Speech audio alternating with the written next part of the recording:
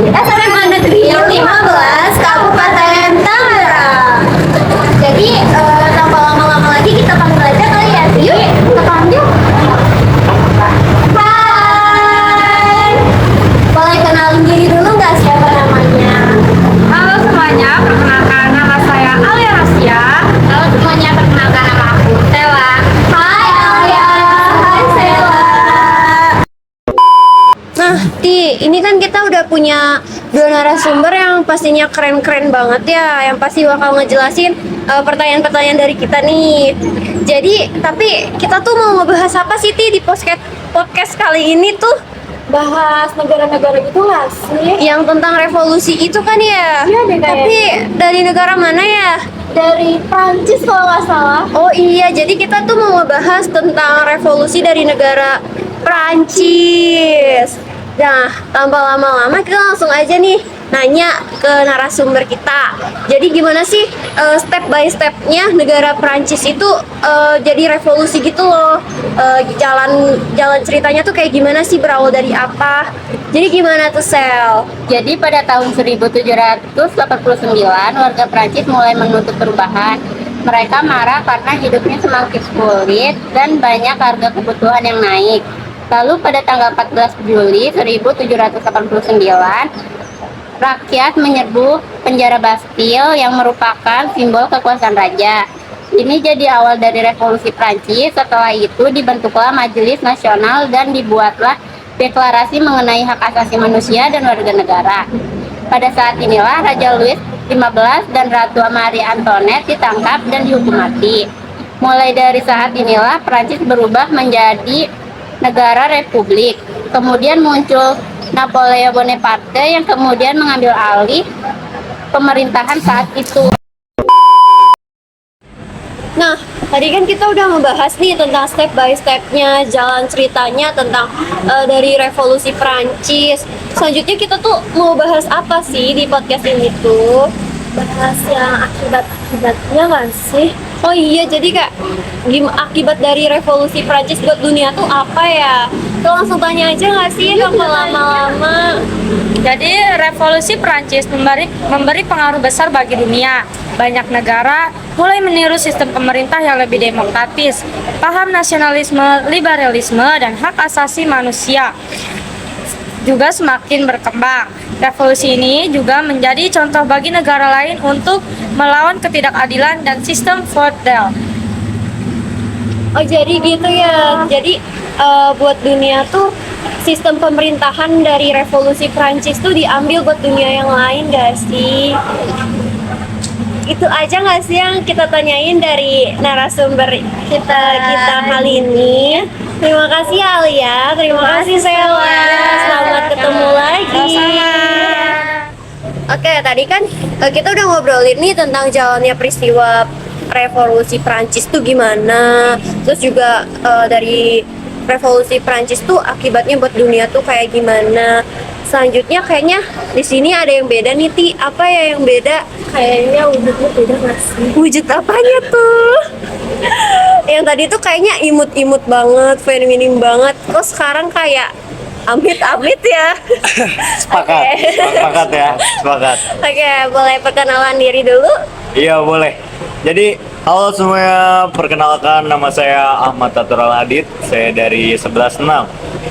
Perkenalkan, nama saya dari Patrick Bakara dari kelas 11.6 sebagai narasumber kedua kali ini. Dan Halo Atur, Halo, halo guys. Grady.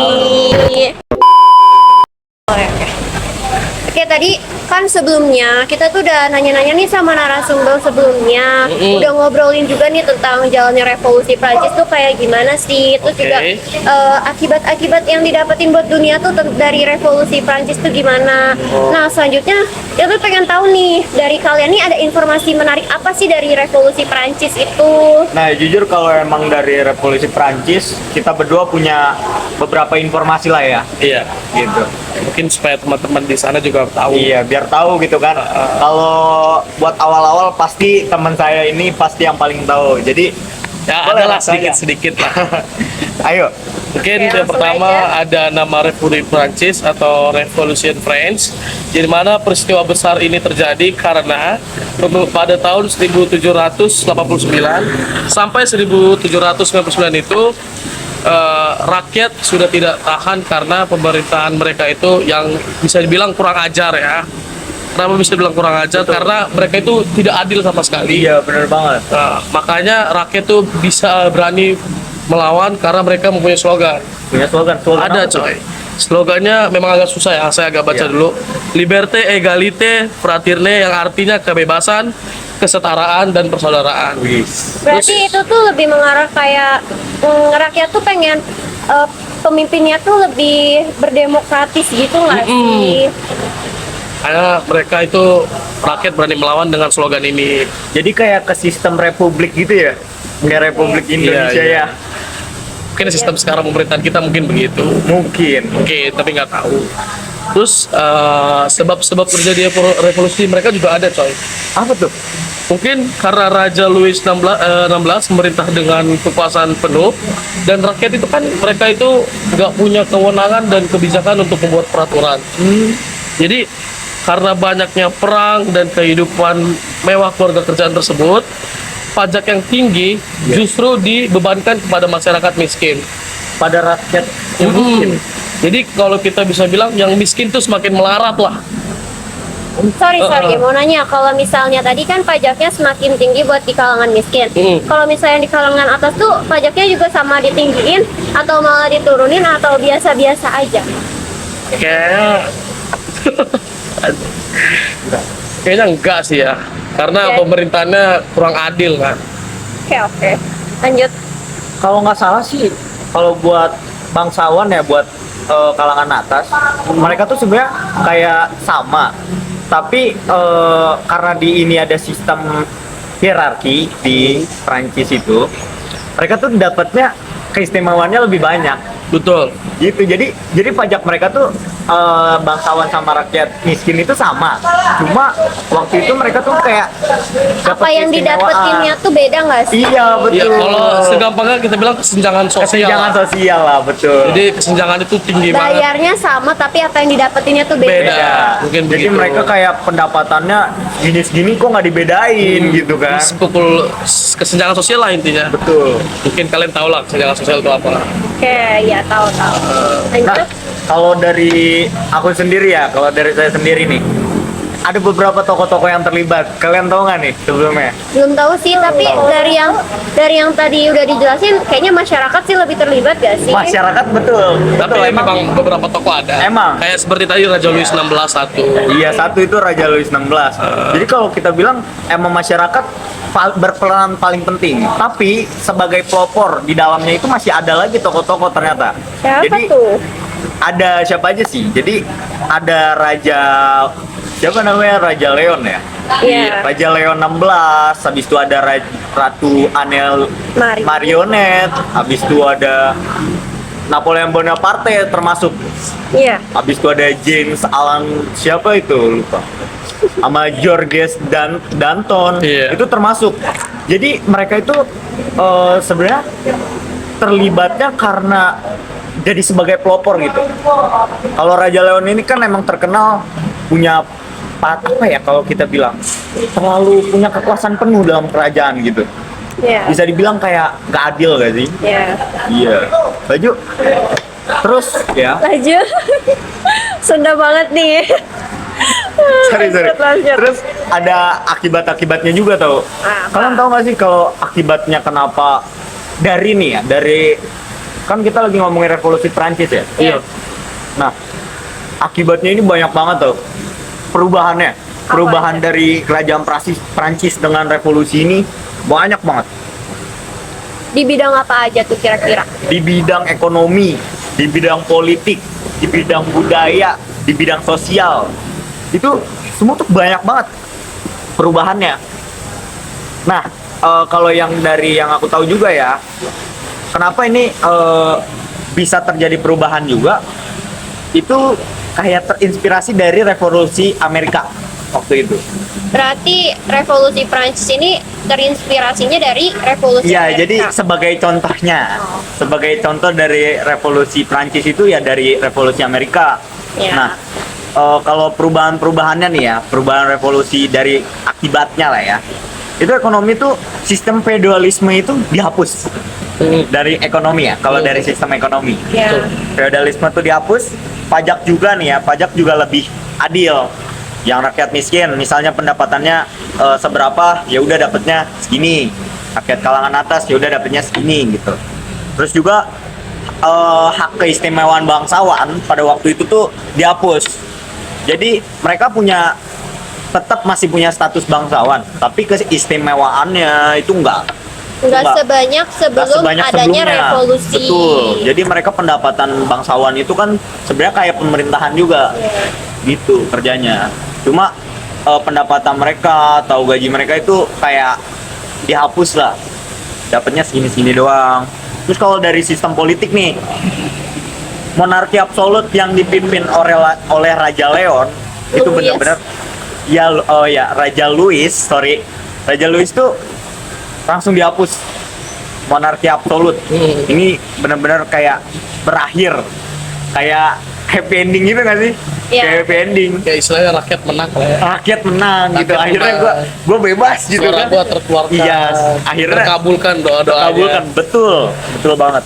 Terus kayak dari muncul revolusi ini, sistem republik itu muncul, lahir. Ya. Habis itu lahir pemerintahan yang lebih demokratis, pemimpin-pemimpinnya lebih mendengarkan masyarakatnya, ya kan. Kalau dari budaya Ya. Prancis itu apa sih perubahannya? Jadi semangat nasionalismenya jadi yang semakin kuat. Habis itu masyarakat itu juga mulai mengenal pentingnya kebebasan dan hak asasi manusia gitu. Kalau dari kalangan sosial itu sistemnya jadi kesenjangan sosial yang kayak lebih miskin nggak boleh lah sama ini, circle Jadi gua lebih harus berkurang kaya. ya, lebih Iya, berkurang. jadi lebih berkurang. Terus masyarakat juga akhirnya kayak mulai beradaptasi juga nih. Akhirnya gua Boleh kesempatan lah ya. betul. Jadi Yang lebih besar. iya, karena kan kadang beberapa orang miskin juga. Jadi bangsawan tuh dianggap penting itu karena mereka kan punya bakat di pikiran orang-orang zaman dahulu. Ya. Tapi kan itu belum nutup kemungkinan kalau orang-orang miskin ini punya bakat dalam pemerintahan, dalam Politik. dalam politik tentu. Oh, jadi intinya mereka itu mempunyai kesempatan untuk menyuarakan hak dalam politik. Iya, jadi waktu itu kalau mereka orang-orang miskin ini, jadi kalau pengen jadi pemimpin politik dan lain sebagainya, kalau mereka punya bakat, ya mereka punya kesempatan gitu loh. Mereka bisa jadi itu. Jadi nggak nutup kemungkinan kalau mereka itu jadi pemimpin. Betul-betul. Gitu. Jadi waktu itu setelah akhir revolusi akibat revolusi itu ya jadinya sosial lebih punya kesempatan, politik juga akhirnya lebih adil lagi, ekonomi juga semakin membaik ya kan, yang kita lihat sekarang aja deh Perancis gitu. Iya. Berarti ternyata dari adanya revolusi Prancis ini bikin banyak perubahan ya, baik di Betul. bidang Betul ekonominya, banget. sosialnya, budayanya. Ternyata ya bikin Prancis jadi terkenal ini juga nggak sih? Iya, betul. Kayak Karena perjuangan perjuangan Perjuangan mereka itu, dari wah, rakyatnya. keren sih. keren banget. Ya mungkin sekiranya itu informasi dari kami, kiranya teman-teman bisa mengetahuinya dan secara rinci ya. Ya, jadi kalau kalian semisal ya dari kita sih segini doang gitu ya. Iya. Ini informasi-informasi yang mungkin penting bagi kalian ketahui tentang Perancis apalagi kalian yang mau ke Perancis nantinya nih. Mungkin info tentang perjuangan mereka itu coy. Info tentang perjuangan mereka juga. Itu penting Perjuangan juga. rakyatnya nggak sih? Ini lebih perjuangan rakyatnya tepatnya? tuh jelas banget. Kelas Jelas banget. Iya. Kalau misalnya di Indonesia kan pemerintah sama rakyatnya itu memperjuangkan kemerdekaannya. Kalau misalnya di Prancis itu rakyatnya memperjuangkan keadilannya, gitu nggak sih? Oke. Tutup. Silakan bagi Silakan. host. Bagi host, ayo. Ya, segitu aja podcast kita kali ini. Podcast Sejarah Dalam Suara sudah berakhir. Terima kasih teman-teman semua yang sudah mendengarkan dan apa?